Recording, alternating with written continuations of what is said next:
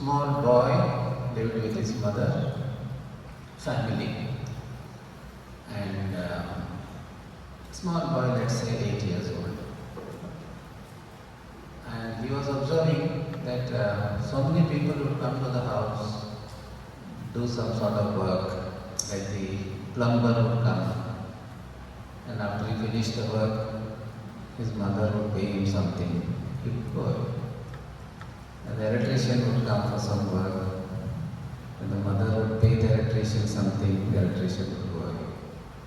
The TV technician would come and do something, get money from his mother and go away. So he wondered, I'm also doing so many types of work for my mother, small odd jobs I'm doing for my mother. I should also get something. So he made a list of all the jobs that he was doing for his mother. And for each he charged something, whatever he felt like. And then one day he gave his mother this bill. This work, I went to the shop and brought something, I cleaned this something, like that, big list he gave. Finally the bill was 100 rupees. So he called his mother and said, this is the bill. His mother saw the bill. Oh, okay. I'll pay you, no problem. I'll definitely pay you. Then, next day, she paid him 100 rupees. But along with that, she gave him another sheet. And in that, she made a list of all the things that she had been doing for the child all these years. And for each, nil. Final bill is nil. So the son saw that. Oh, then he realized what his mother has been doing for him, and he is charging for some small work he has been doing. So he hugged his mother and gave back the 100 rupees.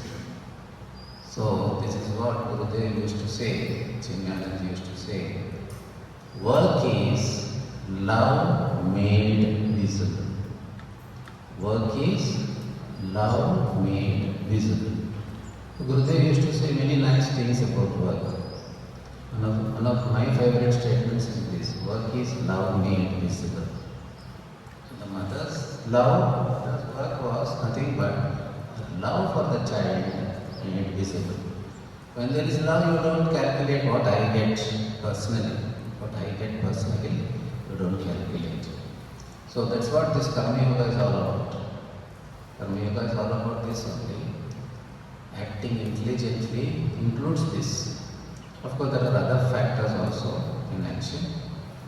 And Gurudev also used to say, action is the insignia of life. Meaning, wherever there is life, you will find action. Action is the sign of life. Insignia means sign of life. And you would also say, I rest in work. See, many people, they get tensed up when they work. They feel work is a burden. I need rest. So Gurudev used to say, I rest in work. When we rest in work, that's the highest intelligence in work, in action. The highest intelligence. When we rest in work, absolutely stress-free. He also used to say, you are tired not by the work itself, but by the thought of work. You become tired not by the work itself, but by the thought of work. So stress is really what is very common problem nowadays people talk about. Stress is really not from work. It is by thoughts related to work. Stress is nothing but a thought builder. It's not really part of the work. It's a thought builder. It's all like mental creation of thoughts. So these are all, very interesting insights about karma or action that Gurudev used to give. And there are so many others. We will see them as we proceed in this study of the third chapter. So, now before we enter the first verse of the third chapter, we'll just take a quick look at the second chapter, because the third chapter, I hope all of you have the textbook. All of you have? Okay. The third chapter begins with a question by Arjuna. Arjuna asks a question. Now, to understand that question, we have to understand what is contained in the second chapter. So, I'll give you a very quick summary of what is there in the second chapter of the Bhagavad Gita. The second chapter of the Bhagavad Gita is the preview of the whole Gita. And the 18th chapter is the review of the whole Gita. Second chapter is preview and 18th chapter is review. The second chapter contains all the teachings that are needed essentially for us. And each chapter later on, third, fourth, fifth, takes up one aspect and expands upon it, explains it. Now, in the first chapter, you know that Arjuna came to the battlefield to fight. He was a hero, he was not an ordinary soldier, he was a great warrior, always victorious. And he came to the battlefield to fight the Kauravas. Then he saw his relatives, kinsmen, his elders, his gurus, and something happened to him. Something happened. He was overpowered by attachment. He was overpowered by attachment, and he got confused about his duty. What is my duty? Should I fight or not? So this confusion about duty is what happens to many people all over the world. This is not Arjuna's peculiar problem. It is a common problem everywhere. And it happens today, it will happen in future also. Confusion about duty. What is my duty? And attachment clouded his thinking. Attachment clouded his thinking. He could not think properly and come to a proper decision. So, the first, then he says, I will not fight, and he sat down. He just says, I will not fight, and he sat down. So, the first 10 shlokas of the second chapter, but he does one thing, very intelligent thing. He surrenders to Krishna. He didn't just walk away. He didn't take a decision on his own. He says, I am confused, you should guide me, and surrenders to Krishna. You consider me as your disciple, guide me, I will go by your words. That was the intelligence he exhibited there. One of our teachers used to say, a wise man is one who takes advice from a wise man. That much wisdom we should have. See, in all situations we cannot take decisions because we are lacking in knowledge. Or we may be confused. But a wise man is one who takes advice from a wise man. You should know from whom you should take advice. That much wisdom we should have in situations which confuse us. Whenever we are confused about our duty, like Arjuna. So, the first 10 shlokas are talking about Arjuna's surrender to Krishna as a disciple. That is called in technical language, it is called Guru Upasadanam. Guru Upasadanam means approaching a guru with the proper attitude. It is called Guru Upasadanam. It is the first stage of learning.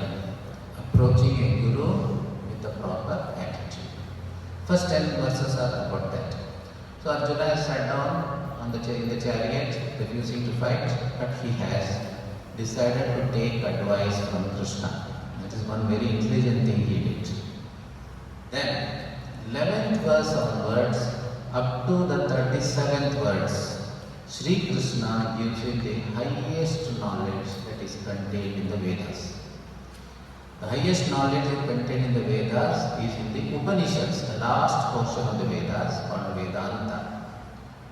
Upanishads, Vedanta, the last portion of the Vedas, where the knowledge of man's higher nature is given very clearly. What is this body-mind is our lower nature. Beyond the body-mind, there is the spiritual aspect of our personality, which is not related to matter at all. Body-mind is matter.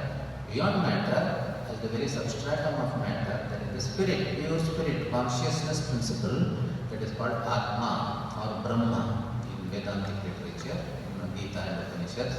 So 11 to 37, Sri Krishna using Atma Jnana, using knowledge about the Atma or the higher self of man, the spiritual nature of man. That is called Jnana Yoga. That is called Jnana Yoga. Then he comes down a bit lower because Arjuna is not really fit for absorbing this Jnana Yoga. His mind is not yet purified. So he comes down to the teaching of Karma Yoga, which is the teaching that is suited for most people. A little crosser, a little lower level, Karma Yoga. That is from verse number 38 to 53. Karma Yoga means the science of action.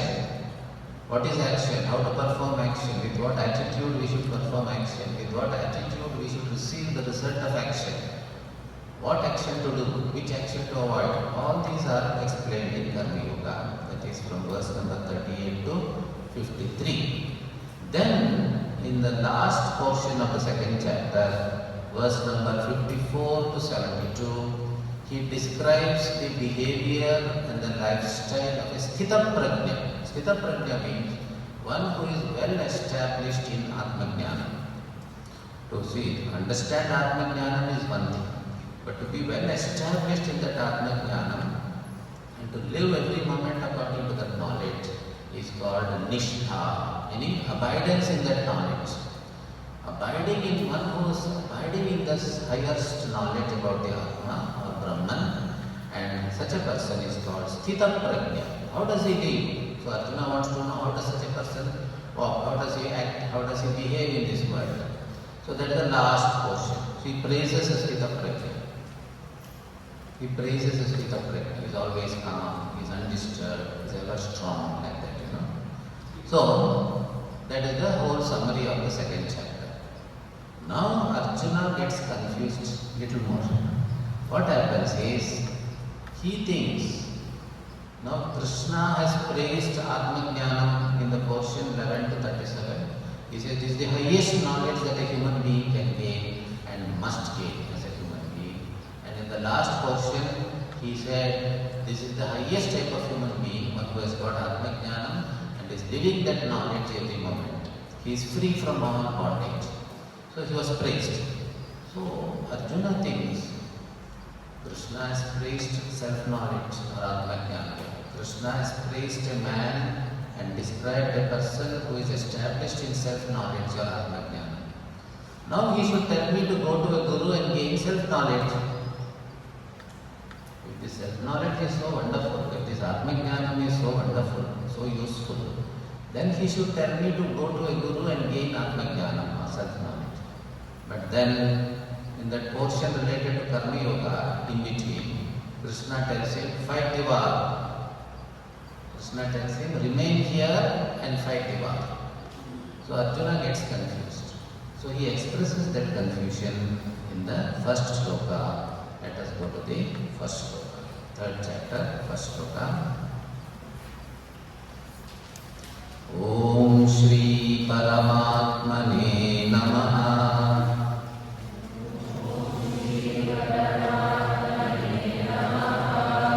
Arjuna Uvacha Jayasi Chet Karmanaste Mata Buddhir Janardana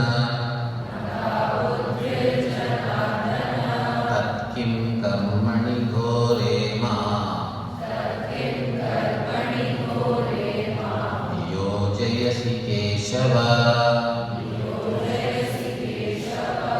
Together, Arjuna Uvacha Jayasi Chet Karmanaste Mata Buddhir Janardana Tat Kim Karmani Ghore Ma Yo Jayasi Keshava. Okay, now Arjuna says, Uvacha means said. Arjuna said, Te Mata. Te Mata means in your opinion, Karmanaha buddhihi jayasi che. Jayasi means superior. In your opinion, if buddhi here stands for Atma-jnana, self-knowledge. Knowledge about one's own higher nature, one's own spiritual nature.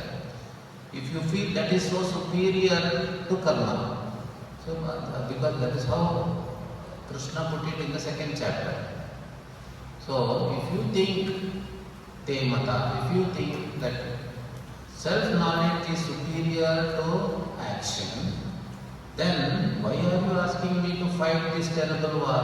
It is not even a simple action, it is a ghora karma. Ghora means very terrible action.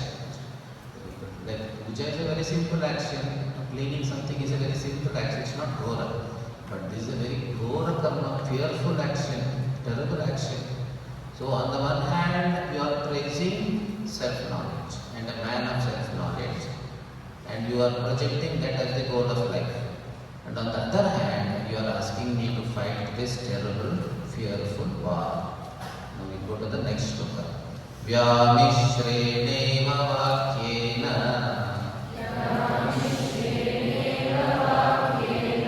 buddhim mohayasiva me tadekam vada nishchitya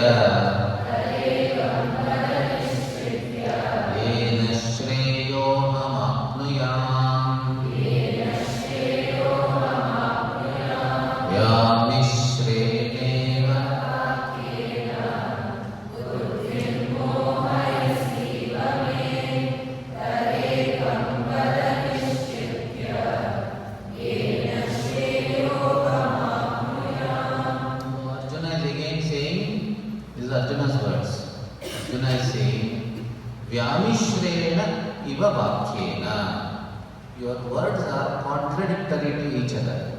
You are contradicting yourself. What is the contradiction? You praise self-knowledge, but you are asking me to do action.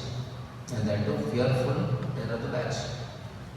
So, you are confusing me. Buddhim mohayasi iva. You are confusing me. But the word iva is very important here. Iva means you are as though confusing me. Your words are as though contradictory. It doesn't say you are wrong, you are deliberately confusing me. No. He says you are as the meaning. What he means is you are saying something okay, but I am not able to understand it. So this attitude is called Shraddha. This attitude is called.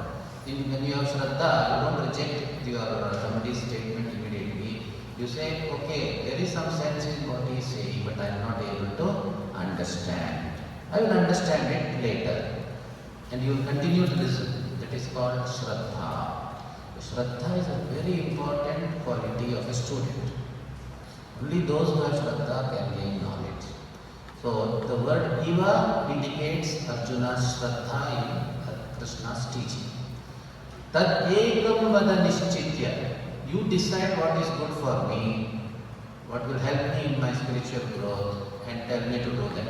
Either I will go to an ashram, surrender to a guru and ask him for self-knowledge, or I will fight the war. You tell me one thing, don't praise both. Don't say this is also okay, that is also okay. Don't confuse me like that. So tell me one thing. But in these matters, you have to decide what is to be done. In such matters, I have to decide by proper understanding. Somebody can't just say do this, do that. No. This is a very subtle matter. So the person who wants clarification has to understand himself. So Krishna doesn't say do this, don't do that. No. He then explains the whole subject thoroughly. He takes the subject and explains it thoroughly. Now he starts the explanation of the topic of action. Shri Bhagavan Vacha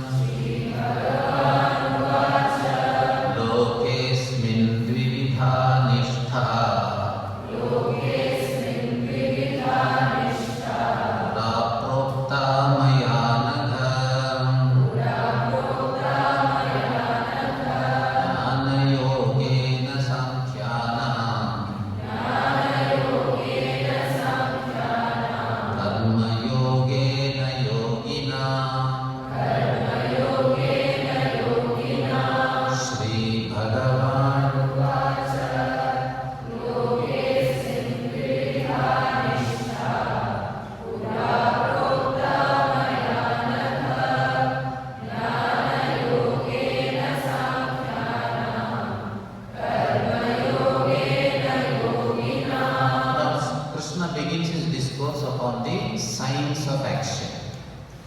he says, Asmin loke, in this world, lokesmin means Asmin loke, in this world, Dvividha Nishtha. Nishtha here means lifestyle, way of living, lifestyle.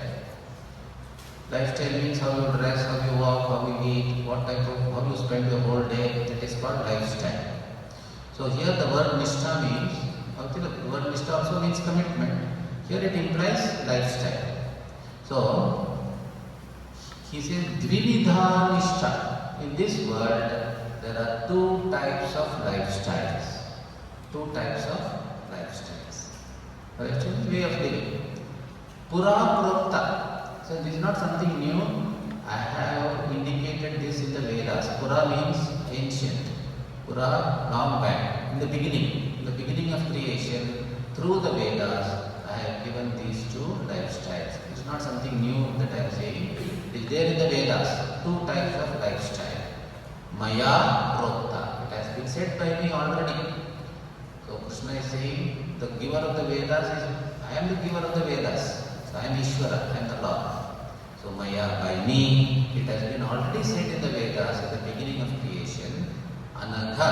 Anagha means, Agha means sin. Anagha means one who is free from sin. Many girls, some girls have this name Anagha, isn't it? So Anagha, Anagha. So he's calling Arjuna as Anagha. Means you have a pure mind. That's why I am explaining all this to you. You are qualified for this knowledge. So he says, there are two types of lifestyle. One lifestyle is Jnana Yogena Sankhyana. So here the word Sankhyana we should understand as Sannyasis. Sannyasis. Okay, for sannyasis, the sadhana is Jnana Yoga. So there is one lifestyle which is suited for the practice of Jnana Yoga. What is Jnana Yoga? Jnana Yoga means sitting in front of the Guru, listening to the highest spiritual knowledge that is coming from him, listening. Then you reflect on that knowledge, that is called Manana. First is Shravanam, then Mananam, then Nididhyasanam or meditation. So I approach a Guru, listen to the highest spiritual teaching from him, that is Shravanam. Then I reflect and remove all the doubts about it, that is called Mananam. And then I meditate upon that and I become free. I get moksha.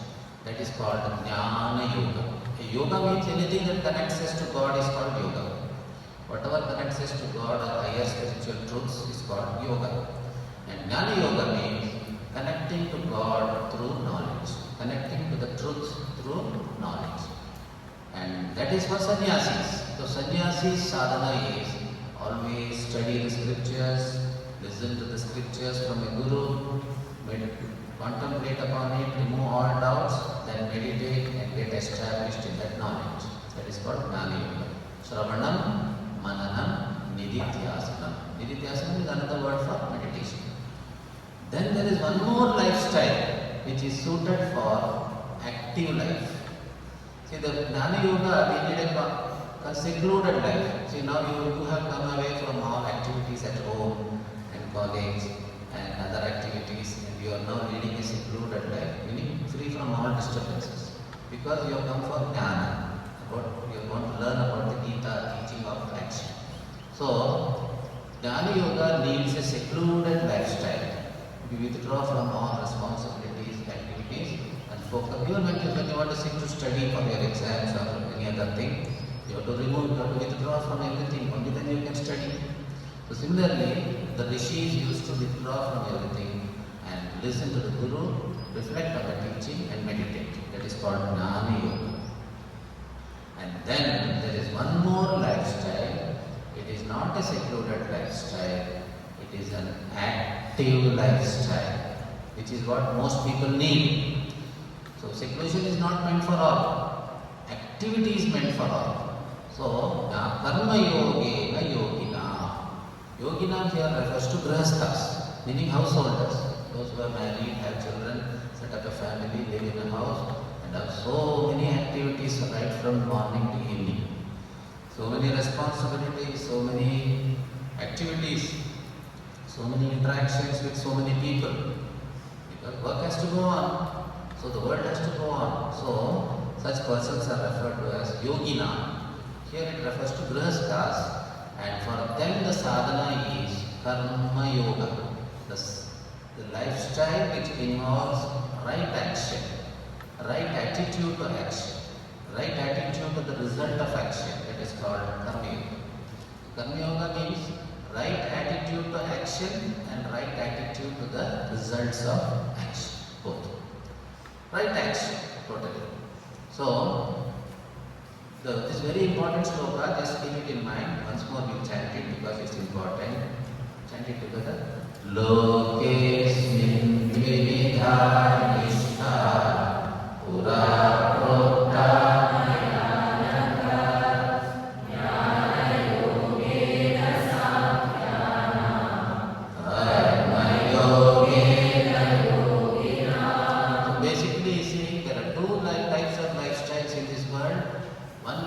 suited for Jnana Yoga and another lifestyle is suited for Karma Yoga. One is a secluded lifestyle, one is an active lifestyle.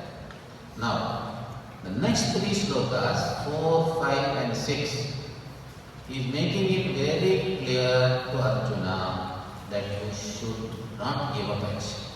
Arjuna wants to give up action and take to a life of seclusion. That was the mood at that time that he had. He was feeling depressed, he didn't want to do his duty, he wanted to go away somewhere and sit for meditation or something like that.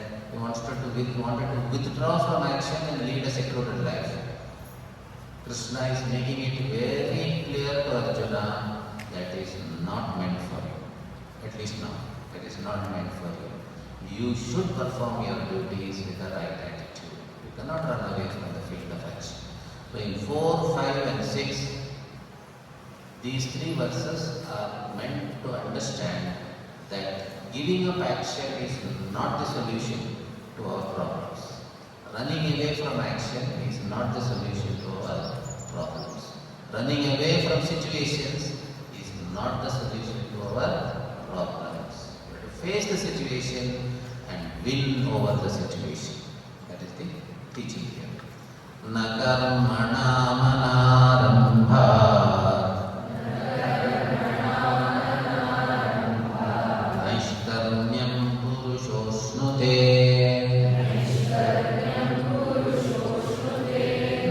Sanyasana-deva Siddhim samadhi-gacchati Na karmana manarambha Naishkarmyam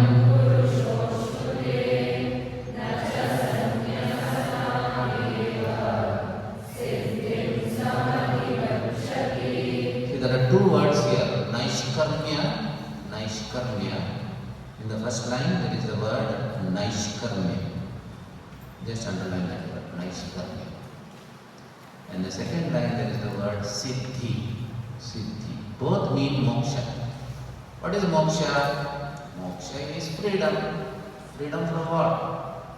Freedom from fear. Freedom from sorrow. Freedom from limitations. All that is implied by the word moksha. So, it's a very commonly used word in our society, moksha. Moksha is freedom from sorrow, freedom from fear, freedom from limitations. Or to put it in psychology language, freedom from negative emotions.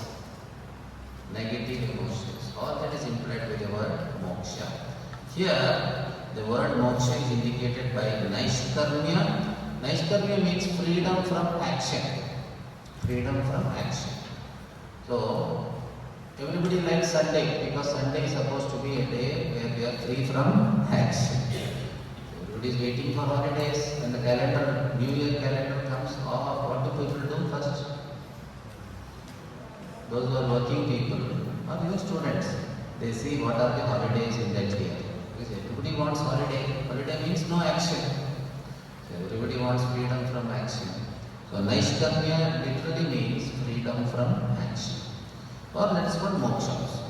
Siddhi also means action, moksha. So in the first line, Sri Krishna says, By not starting any work, you don't gain freedom from action. Freedom from action is not gained by not starting any work. You don't do anything. See, Ramana Maharshi, you might have heard about Ramana Maharshi. He was a famous saint in Tiruvannamalai. How many of you have gone to Tiruvannamalai? Oh, very good, very good. Tiruvannamalai, he used to just sit quietly, nothing else. People used to come to him, he would give them some advice. Otherwise, he would just sit quiet. So many people think just by sitting quietly we become Ramana Maharshi. No, he says by sitting quietly you don't become Ramana Maharshi. Ramana Maharshi gained knowledge, self-knowledge, and was established in that self-knowledge. Hence he could sit quietly. He was eligible to sit quietly. You are not eligible to sit quietly. So he says, na karmanam anarambha. Anarambha means not doing any action, not starting any action. You don't gain freedom from action. Then he says, okay, I have started action. Then give up all the actions now. Sannyasa. Sannyasa means giving up responsibilities and actions.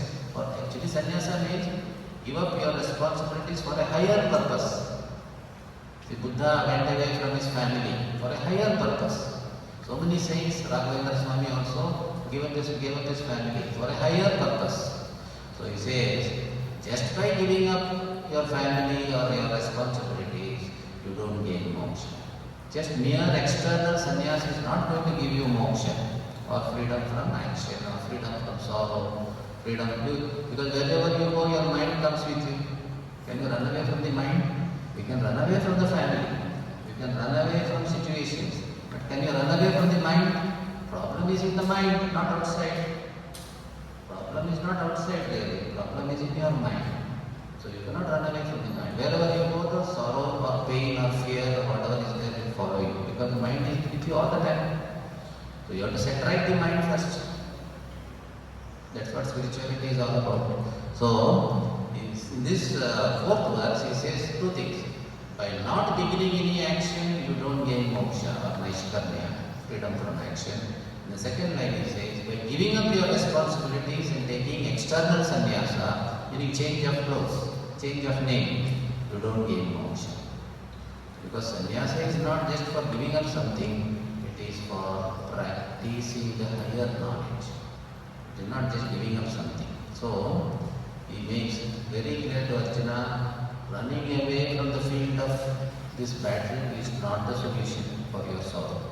Next, he says, fifth verse, he says, nobody can give up action even for a moment. Nobody can give up action and remain without action even for a moment. Nahi kaschit kshanamapi jatutishtatya karma krita karyate yavasha karma sarva prakriti jai gunaihi nahi kaschit kshanamapi jatutishtatya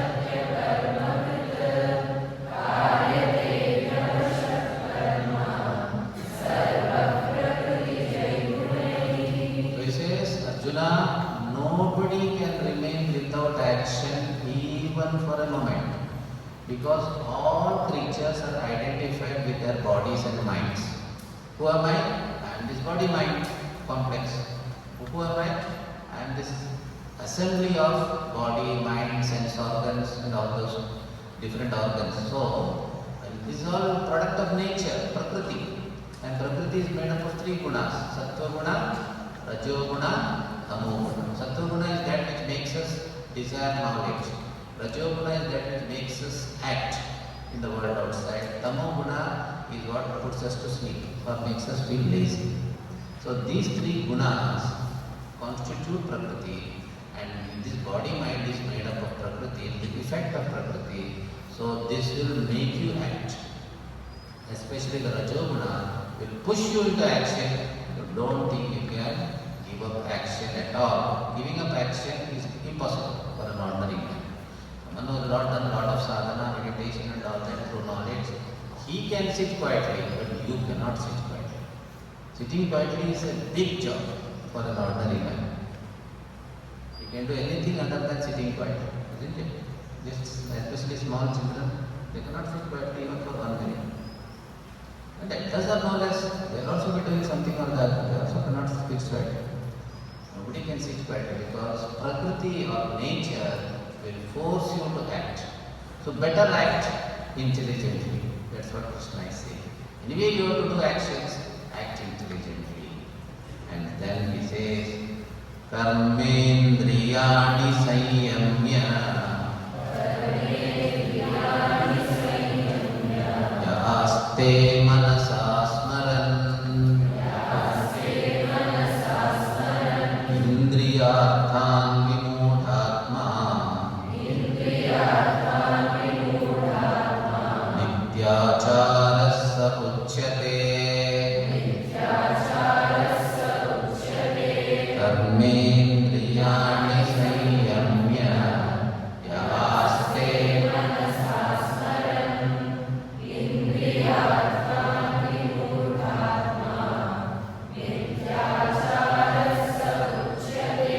Then he said there are some people who give up action.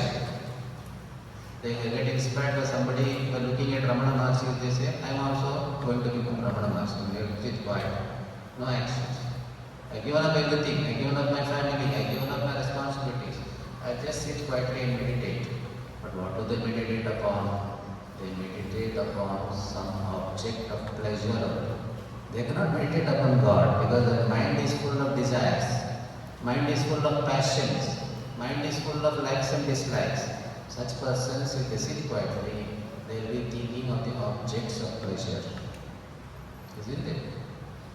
When a monkey, when it is sitting quietly, is it thinking of some object of meditation?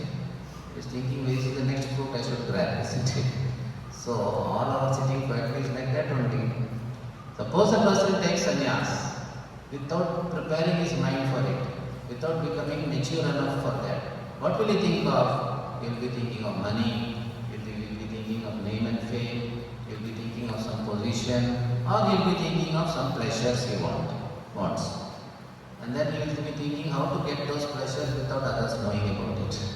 Because he has put on this sannyas. So the mind is so attached to pleasures, objects and all worldly things, and you give up, then you are called a mithyachara. Mithyachara means hypocrite. And that won't last long because sooner or later the mind will explode. The mind will explode. And then your name will come in the newspaper. Such and person raped this girl, such and such a person stole money from somewhere. Because whatever is there in the mind will have to come out. So better express your desires in a proper way. Better express your likes and dislikes in a proper way rather than suppress. So here in this verse, Sri Krishna is saying, don't suppress your desires. Sublimation is okay. If you can sublimate, very good. But suppression is not. Suppression leads to explosion. It is not good for your health. Not only that, it is not good for society also. It is harmful for you mentally. Psychologically, it will harm you, suppression, and it will harm society also. Because you are setting a bad example to others. So even some sannyasis get a bad name because one sannyasi misbehaves with people. He steals money from somewhere. The people will say, all sannyasis are like this. So good people will get a bad name because of you. And you will also suffer a lot. So don't suppress your feelings or desires. Express them properly, in the right way. That's what she is. So 4, 5, 6, 3 verses, Sri Krishna is making it very clear to Arjuna that giving up action is not an option, especially for you. Then what is the option? Performing action is the option. But then when we perform actions, there is a problem. What is the problem in performing actions? Anybody? Quickly. Performing it the wrong way. One problem. It leads to attachment. Second problem. Then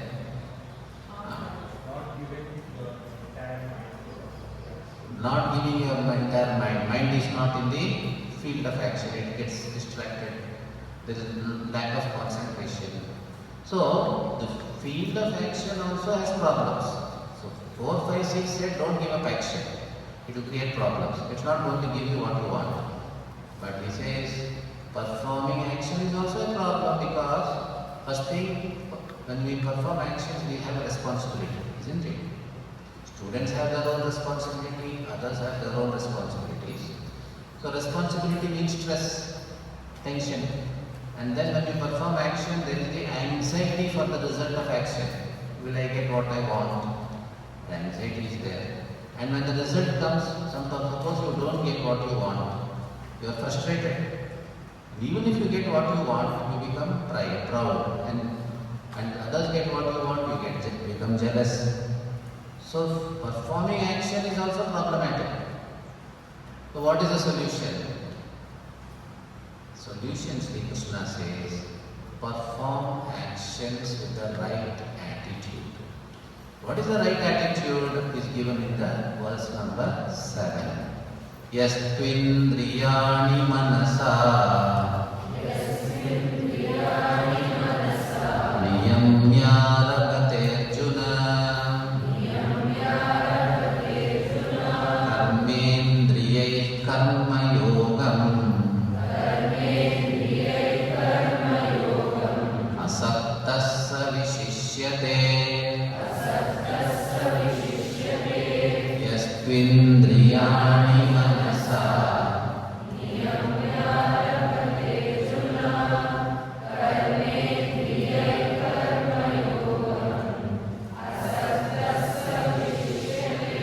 So Geeta talks about 3 types of people who perform actions.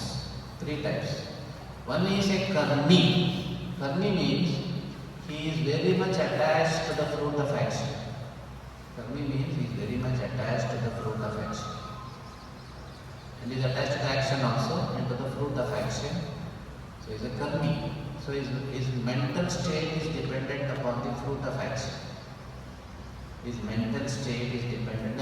Like people, sometimes we hear about students who commit suicide because they didn't get marks they wanted. Very common. Sankey tank in Malaysia is famous for that. Used to be, I don't know now.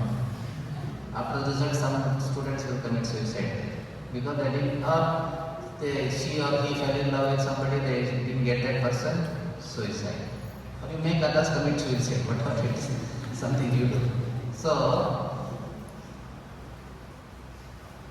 karmis are those who are very much attached to the fruit of action. They insist upon the fruit of action. Karma tyagi, just now we saw mithyachara, hypocrite. He has given up actions externally, but he has not given up desires. So karma tyagi. Vishishyate means the karma yogi is superior to these 2 types of people. He is far better than these 2 types of people. Because karmi will any moment become stressed. Sometimes he is happy, sometimes he is unhappy. His mind doesn't have balance. And karma tyagi, one sooner or later, is going to explode and harm others also, and harm himself also. And the karma yogi is a very special person. What is special about him? He observes 2 disciplines. What is that? Indriyani manasa niyamya. Just see the first line. Yastvindriyani, you have to split the word. Yaha tu indriyani. Yaha tu indriyani. Yaha means he. Indriyani, sense organs. We have 5 sense organs of knowledge and 5 sense organs of action. What are the 5 sense organs of knowledge? You must be knowing. Eyes, ears, tongue, skin, then nose. See the 5 sense organs of knowledge. Then we have 5 sense organs of action. Hand, feet, tongue once again, the genital organ and the organ of evacuation. These are the 5 organs of action. So, karmendriya refers to the 5 organs of action and indriyani refers to the 5 organs of knowledge. So, he is saying manasa indriyani niyamya. So, the first discipline in karma yoga is your mind must be controlling your sense organs. Sense organs must be under the control of the mind. Like horses are under the control of the chariot, or the wheels of the car are under the control of the steering. So steering should control the wheels, or the horses should be controlled by the chariot. Similarly, the sense organs should be under the control of the mind. Should be under our control. That's the first condition. So meaning, I don't go to extremes in anything, whether eating or talking or any experience. I don't go to extremes. I remain in moderation. Eating something, talking, all these, how we use our sense organs. Everything is under my control. I don't lose control. That's the basic thing. Moderation, it's called moderation. And then what does he do? He does karma. With what does he do karma or action? Karmendriya. With the organs of action, he performs actions. And what is his attitude with respect to the result of action? He says, asaktaha. You have to split that word. Karma yogam asaktaha. So he performs karma yoga, and one big point in karma yoga is asaktaha. Asaktaha means readiness to receive any result of action. Asaktaha means readiness to receive any result of action. Like you write the paper, or question paper, you answer properly. And then, suppose the result doesn't come according to your expectation, you can always ask for a review. There's nothing wrong in that. You can ask for a recounting or whatever. But still, if you don't get what you want, accept it. So accepting situations, accepting people, accepting experiences is very important. If you don't accept, the mind reacts. When the mind reacts, there is always a problem. You see, what is the difference between reaction and response? In reaction, you are under the control of the mind. In response, mind is under your control. So Karma Yogi never reacts, he always responds. It's called asaktaha. Response will not create problems. Anger as a response is okay. Anger as a reaction will lead to more problems. Anger as a reaction will lead to more problems. Anger as a response is okay. It may even solve the problem. Pujya Gurudev used to get very angry. Even our Brahmaji gets angry. Everybody gets angry, nothing wrong in that. Is it a response or reaction? That's the point. Are you under control of the mind? Or is the mind under your control or not? That's the point. So, Sri Krishna says, two important points in Karma Yoga.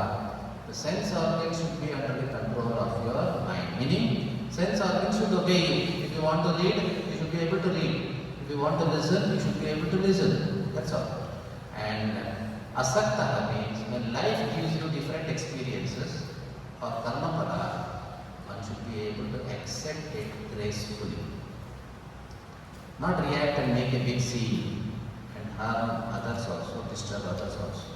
Are you able to accept situations, the results, different people? Are you able to accept people? Are you able to accept situations? Are you able to accept different experiences with a smile? Other day I was doing a camp for Bhavihar children, small children in Tumkur. Sri Krishna, Gurudev says in one of the statements I was teaching, learn to accept every experience with a Krishna smile on your face. Krishna always smiles. One thing about Krishna is always he was smiling. Have you seen any photo of weeping Krishna? You might have seen a weeping Rama, but not Krishna. Krishna was always smiling.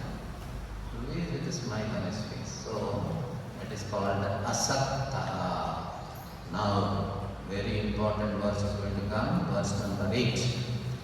Now, he is going to tell more details about Karma Yoga. Now, he has just introduced the topic of Karma Yoga in verse number 7, given two important points to be observed while performing actions. Now, he is going to give us 4 different attitudes you can adopt. If you want to adopt all the 4, no problem. Even if you adopt one attitude, your action will be converted into yoga. Yoga means that which links us to God or the higher truth, which takes us forward in the path of spirituality or truth or whatever you call it, or makes you more peaceful, happy. They put it in so many ways. So the eighth verse talks about the first attitude to action. 4 attitudes are given. The first attitude is Niyatam Kuru Karma Tvam Dharmajyayo Hyakarmanaha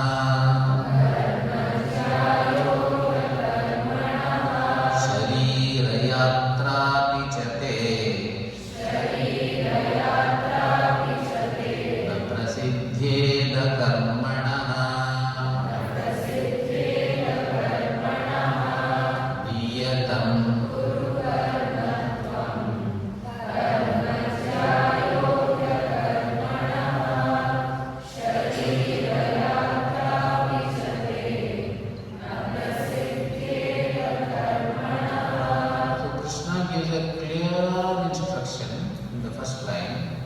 Niyatam karma kuru.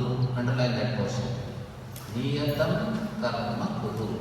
Perform your prescribed duty.